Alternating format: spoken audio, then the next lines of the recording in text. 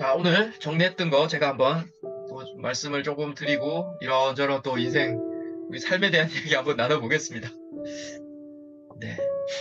안티파트로스 저도 처음 들었던 이름이에요. 아마 우리 선생님들도 비슷하게 스토아 철학을 지금 그래도 몇 개월씩 공부하고 있으면 처음 들으셨을 것 같고, 네.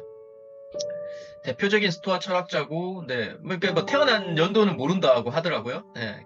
그리고 끈질기고 정직하게 진실을 추구했다라는 얘기. 네. 타인에게 주목받기 위해서 아등바등하지 않았다. 아, 이런 거, 막 가슴이 찔려요. 우리 사는 게 뭔가 인정받으려고 아등바등하는 그런 거. 대신 진정한 철학자가 그러하듯 항상 자기 일에 집중했다. 뭐 이러면서, 네. 갑자기 이제 진정한 철학자라는 얘기에 제 의견이 이제 이런 게 떠올랐어요. 시중에 나와 있는 철학자라는 분들, 요즘에 특히 뭐 이런 인터넷이나 TV에 나오는 철학자라는 분들은 제가 볼 때 철학자라기보다도 철학을 연구하는 사람들, 네, 철학 교수들이다라는 느낌이 들었고, 진짜 철학자는 이렇게 일생을 진선미, 진리, 선함, 아름다움 이런 거에 바치는 사람이 철학자다라는 생각이 조금 들었습니다. 네. 97페이지에 이런 얘기가 있죠. 그는 오만한 그러니까 자신을 막 이렇게 해코지하는 그 라이벌이 있었는데 오만한 라이벌 한 사람을 이기는 것보다 시대를 초월하는 일상적 시련을 극복하는 데 관심이 있었다. 그냥 이 저자가 썼던 글이지만 좀 인사이트가 있죠. 그러니까 일상적 시련이라는 거 자체가 그냥 우리 인생에는 항상 이렇게 일상적 시련이 발생한다라는 전제가 있는 거잖아요. 그래서 이런 시련을 극복하는 게 그냥 관심이었다는 거. 옆에 있는 뭐 나를 해코지하고 음해하는 사람을 이렇게 밀어내고 뭐 이기는 것보다. 네. 그리고 그는 말보다 글을 선호했다라는 얘기. 저도 한참 글을 좀 쓰고 할 때는 말보다 글이 더 낫다라고 생각했는데 개인적으로 요즘에는 말이 더 나은 것 같아요. 그래서 말하는 게 훨씬 더 설득력이 있는 것 같다라는 생각이 요즘에 좀 많이 들고 그래서 이게 좀씩 변하는 것 같아요. 또 어느 순간 지나면 또 글을 더 선호할 수도 있겠지만 네, 그런 생각이 들었고요. 네, 미스 선생님 안녕하세요. 네. 그리고 98페이지에 보면 이런 얘기가 나와요. 여기서부터는 이상하게 강중혁 이사님이 결혼 관련 비즈니스에서 많이 생각이 나는데 여하튼 안티파트로스는 결혼과 가족 생활을 강조했고 좋은 배우자를 선택하고 아이를 잘 키우는 일의 중요성을 강조했다 하면서 소크라테스 아내의 이야기를 들려주면서 배우자를 지혜롭게 고르지 않으면 삶이 시험대에 오를 거라고 경고를 합니다. 이 안티파트로스는. 네, 네, 또 이렇게 소크라테스 안에 뭐 이렇게 뭐 악처의 대명사 크산티페 이야기를 조금 뭐 많이 알려져 있잖아요. 이렇게 뭐 소크라테스한테 이렇게 돈 벌라고 이렇게 뭐 물을 뿌리는 뭐 이런 장면도 뭐 인터넷에 있어서 하나 다운 받아봤고요.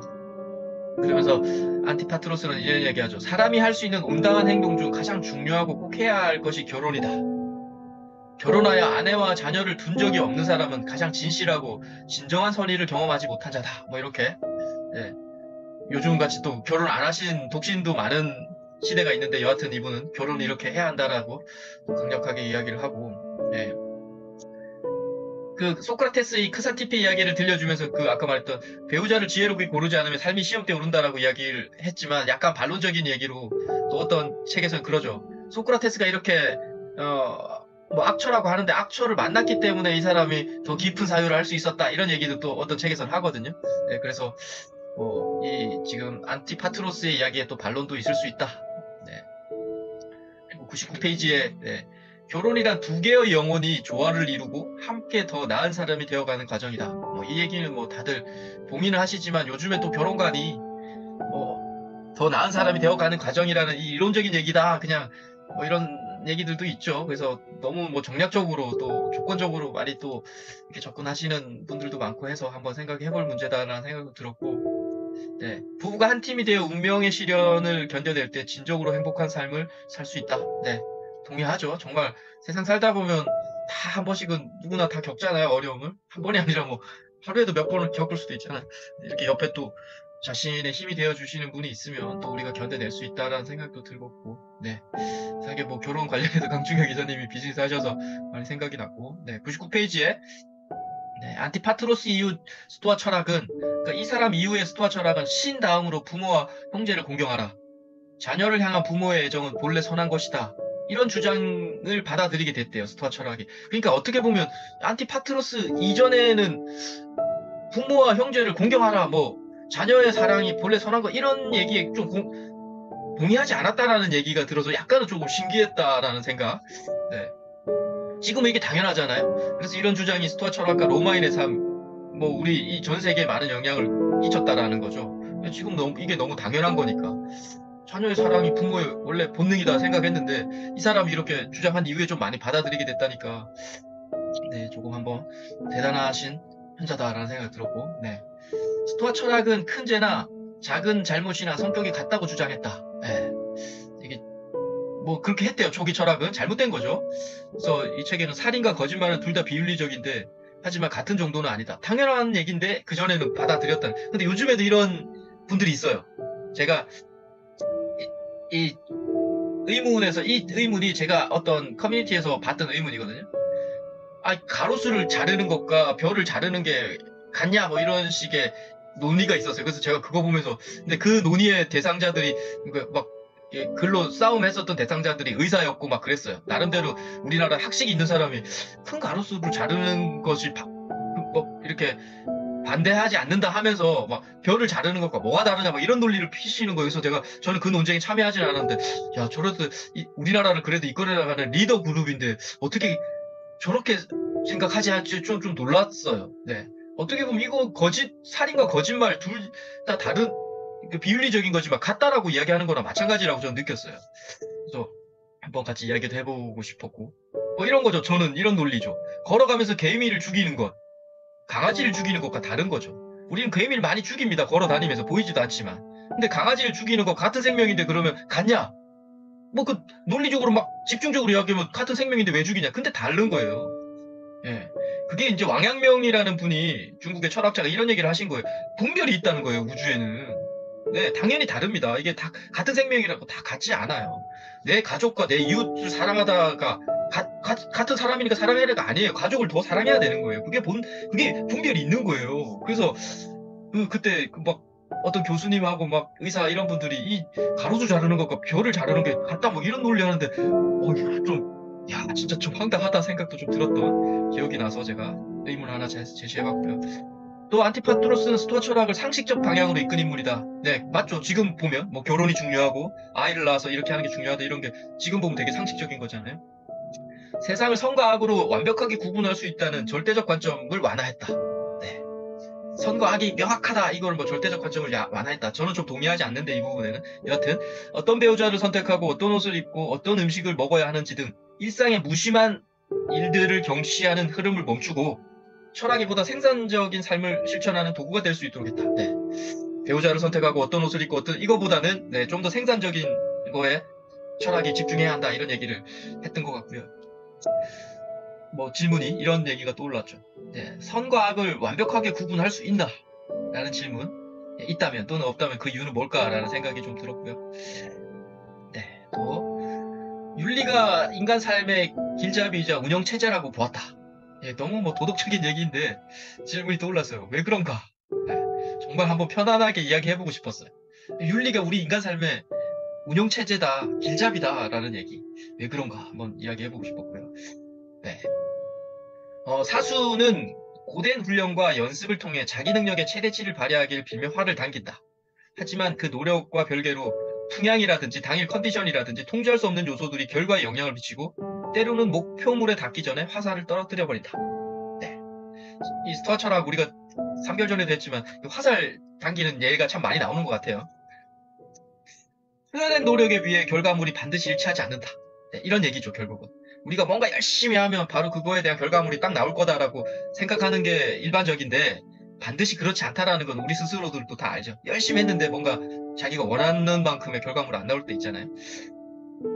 그 얘기인데, 이게 제가 볼 때 약간 단기적인 얘기인 것 같고요. 장기적으로 볼 때는 어떻게라도 나름대로 그게 이야기가 되죠. 여기서 제가 볼 때 장기는 이번 생만을 이야기하는 건 아니에요. 다음 생에서도 이게 남아있다, 뭐 이런 얘기를 좀 하고 싶고, 이걸 조금 더 풀이하면 현상 세계의 관점에서 보면 지금 이게 현상 세계잖아요. 노력한 만큼 딱 그만큼의 성취물을 얻지 못하지만 영적 세계의 관점, 절대계의 세계 관점에서 보면 자신이 노력한 만큼은 영원히 자신의 생각과 가슴에 새겨지기에 그만큼의 결과물을 얻습니다. 네. 이게 영원불멸의 진리고, 그러니까 영원불멸을 이야기할 때 나오는 거고, 인과법을 이야기할 때 나오는 거예요. 내가 뿌린 만큼 세상은 어떻게라도 나한테 세상이 주는 것 같지만 내 가슴에 남아있기 때문에 내가 얻는다라는 얘기. 네. 그리고 네, 101페이지에 또 현실에서 덕을 추구하는 일도 마찬가지고, 배움에서 정진하고 덕이 제2의 천생이 될 때까지 훈련하다가 그것을 발휘해야 하는 순간이 오면 최선의 행동을 취한다. 하지만 그 이후에 일어나는 결과까지 완벽하게 통제할 수 없다. 앞의 내용과 똑같죠. 그래서 화살이 관역에 명중했는지 여부만으로 우리의 진정한 가치를 가늠할 수 없다. 현실에서의 관역을 빗나가는 화살이 더 많다. 때로는 엉뚱한 곳에 떨어지기도 한다. 하지만 계속해서 시도하고 더 노력할수록 평균적으로 좀 더 좋은 결과를 얻는다. 앞의 내용하고 똑같죠. 관역이 명중했는지 여부만으로 우리의 진정한 가치를 가늠할 수 없다라는 거죠. 결국은 그 과정에서 우리는 얻는다라는 거예요. 결과보다는. 네. 그래서 이분이 평균적으로 좀 더 좋은 결과를 얻는다. 계속 시도할수록 이거의 의견이 그거죠. 우리는 보통 자신을 성장시킨다면 우상향 그래프를 생각하잖아요. 계속 시간이 가면서 노력하면 우로 이렇게 상향하는 그래프. 근데 우상향 그래프에서 그 과정에서도 끊임없이 상승과 하락을 반복하는 거죠. 이렇게 올라가는 과정이 있지만 끊임없이 여기서 출렁출렁 합니다. 그 세세한 구멍에서는. 올라갔다 떨어지고 올라갔다 떨어지는데 결국은 이렇게 긴 관점에서 보면 우상향이라는 거죠. 네. 결국 평균이 조금씩 올라간다. 이런 얘기를 이 현자가 하고 계신 거죠. 네. 안티파트로스는 인간이 직면한 현실적인 문제를 해결하기 위해서 노력했다. 네. 뭐 질문이 정말 이 책에 나오는 질문인데 어떤 사람과 결혼해야 할까? 네, 뭐 이런 질문. 법률에 명시되지 않았을 때 두 사람 사이의 거래는 어떤 규칙이 적용되어야 할까? 손해를 보더라도 솔직하게 말해야 할까? 가난하거나 불행한 사람에게 사회는 어떻게 대처해야 할까? 이런 질문들을 한 번씩은 또 우리가 이야기해봐도 또 재밌겠다라는 생각이 들었고요. 네, 102페이지에 우리 삶이 진짜인지 아니면 시뮬레이션이지 컴퓨터 시뮬레이션인지 알 길이 없지만 이런 문장이 있는데 이런 질문이 떠올라서 진짜 현재 우리가 살고 있는 삶이 진짜인가? 컴퓨터 시뮬레이션 아닌가? 뭐 이런 거. 이런 생각이 들었던 이유는 우리가 꿈을 꿀 때요. 진짜 꿈에서 진짜라고 느끼잖아요. 안에서 막 도망도 다니고 막 아마 식은땀이 날 때도 있죠. 진짜라고 느끼는데 딱 꿈을 깨면 아 꿈이네 라고 하면서 그 꿈에서 있었던 일화가 싹 다 없어지잖아요. 그래서 이런 컴퓨터 시뮬레이션인가 이 얘기 자체가 많은 현자들이 이런 얘기를 해요. 우리가 사는 것도 결국은 꿈이다라는 얘기. 네. 아마 그러니까 이 세상을 떠나는 날 꿈이라는 걸 알 거다 이런 얘기도 하시는 거예요. 그래서 한번 또 이야기 한번 해보고 싶었다라는 생각이 들었고, 네. 네. 약간 이 안티파트로스가 약간 사회주의적인 관점의 이야기를 좀 많이 하셨어요. 그래서 일부의 사람이 대다수 사람보다 훨씬 더 많은 부와 자원을 가지고 있는 것이 공정한가? 모두가 행복하고 존엄하게 살 권리가 있지 않은가? 이게 어떻게 보면 사회주의적 관점이잖아요. 마르크스가 나왔던 배경이 왜 어떤 자본주의 몇 명만 행복하니 다 가져가니 뭐 이런 거였기 때문에 사회적 관점에서 보면 위의 의문이 사회주의 태동한 이유고 제가 생각할 때 또한 자유경쟁 시장에서는 약자를 보호하려는 복지제도가 만들어지기도 하죠. 사회주의적 관점이 아니어도 요즘에도 어려우신 분들한테 복지제도가 마련되잖아요. 이게 결국은 우리 조금 더 잘 사시는 분들이 좀 도와주게 되는 이런 현실을 만들어 놓고 있는 거죠. 제도적으로도. 근데 이런 사회적 관점이 아닌 뭐 영적인 관점에서 보면 절대계적인 관점에서 보면 지금 당신이 그러니까 제가 지금 여기서 지금 당신은 약간 이게 힘들게 사시는 분들의 이야기를 하고 있는 것 같아요. 저는 지금 당신이 겪고 있는 현실이 최선이다. 예, 당신이 이것을 경험하기 위해 지금까지 살아왔다. 왜? 신은 당신을 좀 더 좋은 방향으로 이끌기 위해서 신은 존재하기 때문이다. 지금 현실이 어렵거나 내가 지금 뭔가 고통을 받고 있는 거는 이걸 경험하기 위해서 이걸 잘 극복해서 우리가 더 나은 방향으로 가기 위해서 신이 던져준 숙제라는 거죠. 네, 영적인 관점에서. 네. 그리고 또 이런 얘기 나오죠. 103페이지에. 음식점의 위생이 엉망인 상태에서 재산을 불린다. 그대로 두면 다른 가족의 건강과 안녕을 해친다. 모두 그렇게 행동한다면 공동체의 몰락을 이어진다. 뭐 이것도 지금 뭐 사회적 관점, 뭐 공동선 이런 얘기들이죠. 그러면서 아우렐리우스의 말에서 안티파트로스 이런 통찰을 얻었답니다. 벌집에 좋지 않은 건 벌에도 좋지 않고 벌에 좋지 않은 건 벌집에도 좋지 않다. 네, 이 한마디로 정리되죠. 결국은 공익을 수호하는 게 개인에게 가장 중요한 의무라고 이 안티파트로스는 믿은 거죠. 네.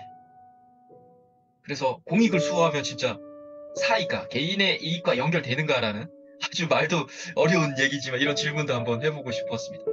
뭐 요즘에 거의 나오는 게 이런 얘기죠. 뭐 공익과 사익 연결돼야 한다. 뭐 이런 얘기. 네. 자, 103, 104페이지에 개인은 한 사람으로서 의무를 다한다는 전제 아래 세상에 나왔으므로 이 천부적인 원리를 따라야 할 의무가 있다. 여러분의 이익은 지역사회의 이익이 되고 반대로 지역사회의 이익은 여러분의 이익이 됩니다. 라고 이야기합니다. 아까 말했던 공익과 사익은 합치되어 있다. 이런 얘기죠. 질문이 개인이 의무를 다하는 이유. 개인이 의무를 다하지 않는다면 무슨 일이 벌어질까? 이런 질문 한번 해보고 싶고요. 이 저자가 말했던 천부적인 원리를 따라야 한다고 했는데 이 천부적인 원리를 표현했는데 이게 무슨 의미일까라는 질문도 한번 해보고 싶었습니다. 또 104페이지에 그라푸스 사건이 있는데 이게 로마의 엄청난 부자들이 갖고 있던 땅을 가난한 시민들에게 재분배하자는 이 혁명적인 생각이었답니다. 근데 그래서 그라푸스가 귀족들에게 암살됐는데 결국 사회주의적인 얘기죠. 공산주의적인 얘기. 네. 105페이지에 흥미로운 점은 안티파트로스는 윤리적인 문제를 대체로 복잡하지 않다고 생각했다. 그가 세운 덕의 공식은 이렇다. 윤리적인 그러니까 간단하다는 거죠. 이 사람의 철학, 이 사람의 아니라 철학 자체는 자연과 일치하는 것을 계속하고 자연에 반하는 걸 거부해라라는. 너무 많이 우리도 들었던 얘기들이고 쉽게 말하면 타고난 내면의 나침반보다 자신의 이익을 우선시하지 않게 주의하자는 거예요. 그러니까 저는 이렇게 해석했어요. 자신이 생각할 때 이익으로 보면 적절한 이익을 추구해야 한다는 얘기. 우리는 자신의 행위나 업적보다 과한 이익이 들어올 때 본능적으로 우리는 알아요. 내가 이 정도 했는데 이렇게 내가 많이 얻었네? 근데 우리는 재빠르게 또 합리화하죠. 우리 인간의 특징이에요. 내 노력과 능력으로 이 정도 보상은 받아야 해 라고 스스로 합리화합니다. 그러니까 어떻게 보면 처음에 들었던 자신만의 내면의 나침판보다 자신의 이익을 우선시하지 않아야 된다는 걸 알면서도 우리는 이게 그냥 합리화한다라는 거죠. 그러니까 처음에 들었던 그런 자신의 생각을 한번 잘 새겨봐야 한다. 이런 얘기인 거죠. 자연과 일치하는 것을 계속 선택하라는 얘기 자체는. 네. 인생은 축복이다라는 소제목이 있어서 뭔가 기대를 했는데 크게 많은 내용은 없었어요. 이런 글이 있죠. 그는 안티파트로스는 자신이 노년에 냉소적으로 변할까 두려워했다. 그래서 이 현자가 다르구나. 야, 이런 걱정을 했구나. 내가 나이 들으면서 이런 사람이 안 돼야 되겠다. 이렇게 냉소적으로 변하는 걸 안 해야 되겠다. 이렇게 걱정을 했다고 하니 스스로를 자신을 계속 쳐다본 거죠. 그래서 현자는 다르다. 이런 생각이 좀 들었고 이런 질문. 우리가 나이 들어가면서 이렇게 되지 않아야겠다. 또는 이렇게 되어야겠다 하는 것이 아마 우리 선생님들이나 저나 다 있을 것 같아요. 파란색 그냥 제 의견을 썼네요. 타인의 의견이나 이야기에 유연하게 대처해야 되겠다. 그러니까 내 고집만을 피우지 않아야 되겠다. 이런 얘기를 좀 했던 것 같고 내 의견만 고집하는 5년이 되지 않겠다. 이런 생각이 좀 들었던 것 같습니다. 마지막으로 106페이지에 안티파트로스는 죽기 전에 한 감사의 인사를 했다는 거예요. 죽음이 가까워지자 인생에서 받은 축복을 열거했고 삶의 자비로운 행운이 깃들 때마다 진심으로 감사했다. 고향에서 아테네까지 성공적으로 항해했음을 잊지 않고 감사했고 그러면서 이렇게 멋진 이야기를 하죠. 기억은 인간이 축복을 보관할 수 있는 가장 안전한 창고다. 자기 삶에서 감사했던 순간들을 기억 속에 새겨두었다. 기억 따져보면 아까 제가 잠깐 언급했듯이 우리가 글로 적었거나 컴퓨터에 적었거나 내가 갖고 가는 거 아니죠. 죽었을 때 이거 가는 게 아니라는 거죠. 결국은 이것도 영적인 관점에서 이야기하고 있는 거예요. 제가 볼 때 이 철학자는 결국은 이 자기가 생각했고 했었던 행위했던 이 기억의 씨앗만 갖고 가는 거예요. 우리가 돌아가시면 그 씨앗만 갖고 갔다가 또 다음 생에서 그 씨앗을 또 펼쳐내는 거죠. 그래서 기억이 우리 축복을 보관할 수 있는 가장 안전하죠. 컴퓨터나 책 이런 거는 다른 사람들 남겨진 사람들을 위한 장치고 우리가 갖고 갈 수 있는 건 기억밖에 없다. 죽음이 가까워지자 받은 축복을 열거했다라면서 삶의 자비로운 행운이 깃들 때마다 진심으로 감사했다. 그러면서 이런 질문이 기억 속에 보관한 감사의 기억은 무엇인가? 하나씩 있으실 것 같고 또는 앞으로 영원히 기억 속에 보관하고 싶은 건 또 무엇입니까? 라는 질문이 한번 떠올랐습니다. 짧았지만 안티파트로스의 이야기 한번 해봤습니다.